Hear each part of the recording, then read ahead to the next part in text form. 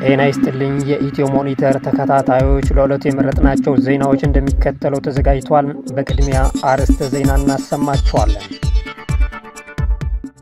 አምነስቲ ኢንተርናሽናል በየመን በደርዘን የሚቆጠሩ ኢትዮጵያውያን ስደተኞችን የገደለውን የአሜሪካ የአየር ጥቃት በተመለከተ የጦር ወንጀሎችን ምርመራ እንዲደረግ አሳሰበም።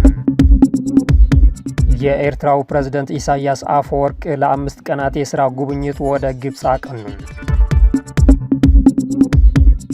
በጉጉት ሲጠበቅ የነበረው የፕሬዝዳንት ትራምፕና ሺ ጂንፒንግ ውይይት በውጤት መጠናቀቁ ተሰማም። ሰላምታችን ይድረሳችሁ የተከበራችሁ አድማጮች፣ የዕለቱ ዜናዎች ዋና ዋናዎቹ በማስቀደም ጀምረናል። ላይክ፣ ሼር እና ሳብስክራይብ እያደረጋችሁ አብራችሁን ቆዩ። የኤርትራው ፕሬዝዳንት ኢሳያስ አፈወርቅ ለ5 ቀናት የሥራ ጉብኝት ወደ ግብፅ አቀኑ። የኤርትራው ፕሬዝዳንት ኢሳያስ አፈወርቅ ወደ ግብፅ ያቀኑት ፕሬዝዳንት አብዱልፈታህ አልሲሲ ባቀረቡላቸው ግብዣ መሰረት መሆኑን የኤርትራው ማስታወቂያ ሚኒስትር የማነ ገብረ መስቀል ጽፏል። ጉብኝቱ በቀይ ባህርና በአፍሪካ ቀንድ ቀጠና ባለው ተለዋዋጭ ሁኔታ ውስጥ በአስመራና ካይሮ መካከል ባለው ግንኙነት ሌላኛው ምዕራፍ ነው ተብሏል።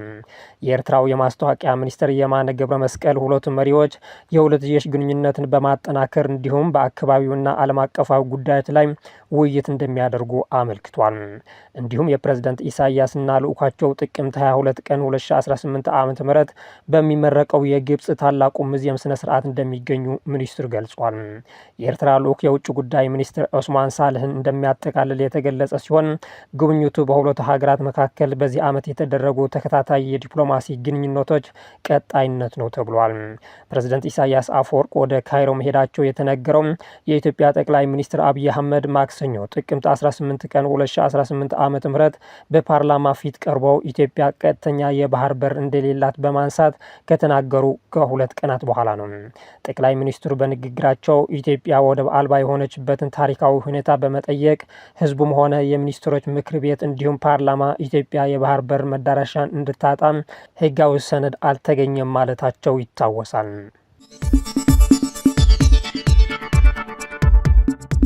አምነስቲ ኢንተርናሽናል በየመን በደርዘን የሚቆጠሩ ኢትዮጵያውያን ስደተኞችን የገደለውን የአሜሪካ የአየር ጥቃት በተመለከተ የጦር ወንጀሎች ምርመራ እንዲደረግ አሳሰበም። አምነስቲ ኢንተርናሽናል በሰሜን ምዕራብ የመን ሳዕዳ በሚገኘው የስደተኞች ማቆያ ማዕከል ላይ በተፈጸመው ገዳይ የአየር ጥቃት አፋጣኝና ግልጽ ምርመራ እንዲደረግ ጥሪ አቅርቧል። በሚያዝያ 2025 በደርዘን የሚቆጠሩ ኢትዮጵያውያን ስደተኞችን በአሜሪካ ድብደባ የተገደሉና የቆሰሉ ሲሆኑ ጥቃቱን የጦር ወንጀል ሊሆን እንደሚችል ገልጿል። የሰብአዊ መብት ተሟጋቹ ድርጅት በሚያዝያ 28 ቀን 2025 ኦፕሬሽን ሩፍ ራይደር አካል ሆኖ በአሜሪካ ጦር የተፈጸመው ጥቃት ዓለም አቀፍ የሰብአዊነት ሕግን የሚጥስ ኢፍትሐዊ ጥቃት እንደሆነ ተናግሯል። ከተረፉት ሰዎች የተሰማው አስደንጋጭ ምስክርነት በታሳሪዎች የተሞላ የሲቪል ህንፃ ውስጥ ያለምንም ልዩነት በቦምብ ተደብድቧል ብሏል። በአምነስቲ ኢንተርናሽናል የመካከለኛ ምስራቅና ሰሜን አፍሪካ ምክትል ዳይሬክተር ክሪስቲን ቤከር የግብጽና የሱዳን ውጭ ጉዳይ ሚኒስትሮች በኤልፋሻር ሁኔታ ላይ መወያየታቸው ተሰማም። የግብጽ የውጭ ጉዳይ ሚኒስትር ባድር አብድላቲ ረቡዕ ዕለት ከሱዳን አቻቸው ሞሆልዲን ሳሊም ጋር ተገናኝተው ባለፉት ቅዳሜና እሁድ በፈጣን የድጋፍ ኃይሎች በተያዘችው ኤልፋሻር ውስጥ ስላለው ወሳኝ የሰብአዊና የደህንነት ሁኔታ ተወያይተዋል። አብድላቲ በካይሮ ባደረጉት ስብሰባ ግብጽ ለሱዳን ህዝብ ሙሉ ድጋፍ እንዳላትና በሱዳን መረጋጋትና ሰላም ለማምጣት ለሚደረጉ ቀጣይ ጥረቶች ያላትን ቁርጠኝነት አረጋግጧል ሲል የግብጽ ውጭ ጉዳይ ሚኒስትር ባወጣው መግለጫ አስታውቋል። ግብጽ ለሱዳን አንድነት፣ ሉዓላዊነትና የግዛት አንድነት ያላትን ቁርጠኝነት በድጋሚ ገልጾም የሱዳን መረጋጋት ለቀጠናው ወሳኝ መሆኑን ገልጿል። ሁለቱ ሚኒስትሮች የሁለቱም ሀገራት የሰላምና የልማት ፍላጎች ለመደገፍ በቅንጅት ለመስራት መስማማታቸው ተገልጿል። የፈጣን ድጋፍ ኃይሉ በኤልፋሻር ከተማ ከፍተኛ የሰብአዊ መብት ጥሰቶች ሲፈጽም የሚያሳዩ ምስሎች እየወጡ ይገኛሉ። የታጣቂ ቡድኑ መሪ ጀነራል መሐመድ ዳጋሎም የተፈጸመው ጥሰት አምኖ እንደሚጣራ ገልጿል።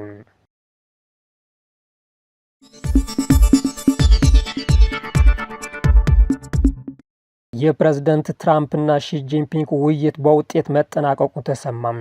የአሜሪካ ፕሬዝዳንት ዶናልድ ትራምፕና የቻይና አቻቸው ሺ ጂንፒንግ በደቡብ ኮሪያ በተለያዩ ጉዳዮች ላይ ዛሬ ተወያይተዋል። በውይይታቸው በተለያዩ ጉዳዮች ላይ በትብብር መስራት በሚቻልባቸው ሁኔታዎችና በጋራ ተጠቃሚነት ላይ በትኩረት መምከራቸው ተገልጿል።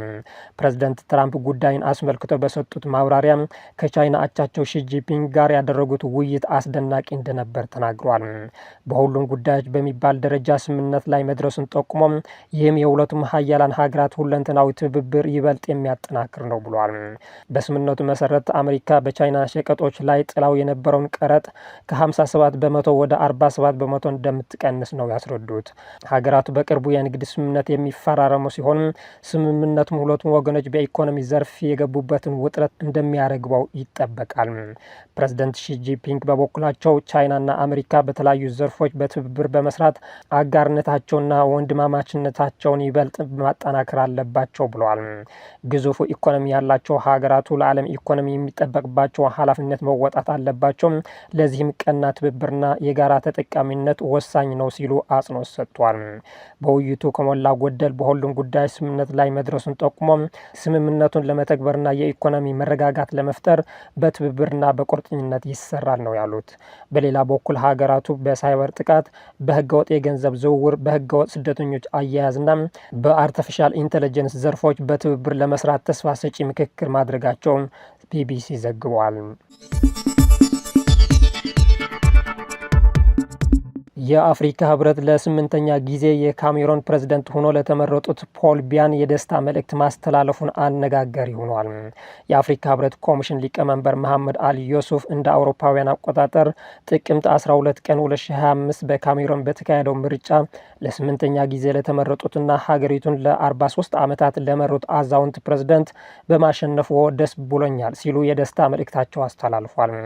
የህብረቱ ኮሚሽን ሊቀመንበር ፕሬዝዳንቱ በማሸነፋቸው ደስታቸው ይግለጽ እንጂ በሀገሪቱ የተቀሰቀሰው ሁከት የተቃዋሚዎችና ከምርጫው ውጤት ጋር ግንኙነት ያላቸውን የፖለቲካ ተዋንያን እስርና አፈና ግን እጅጉ አሳስቦኛል ብሏል። በካሜሮን ሰላም እንዲሰፍንና ወደ መረጋጋት እንድትመለስ ሁሉም የፖለቲካ ተዋንያን ተቋማዊ በሆነ መልኩ አዎንታዊ ሚናቸውን እንዲወጡም ጠይቀዋል። የአፍሪካ ህብረት ኮሚሽን ሊቀመንበር ዩሱፍ ፖል ቢያን ምርጫውን ቢያሸንፉም ሁሉም አካታች የውይይት መድረክ እንዲያዘጋጁ ጥሪ አስተላልፏል። የ92 ዓመቱ አዛውንት ፖል ቢያ በተያዘው የጥቅምት ወር እንዳሸነፉ የተነገረለትን የስልጣን ዘመን ሲጨርሱም 100ኛ ዓመታቸው ይደፍናሉ። ይህም እድሜያቸውን እኩሌታም በፕሬዝደንትነት አሳልፏል እንደማለት ነው።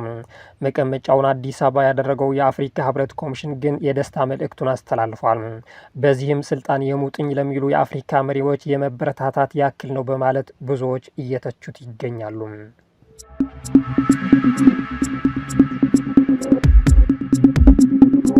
የተከበራችሁ ተከታታዮች ለዛሬ ያዝናቸው ዜናዎች እነዚህ መስሉ ነበር። ስለተከታተላችሁ እናመሰግናለን። መልካም ጊዜም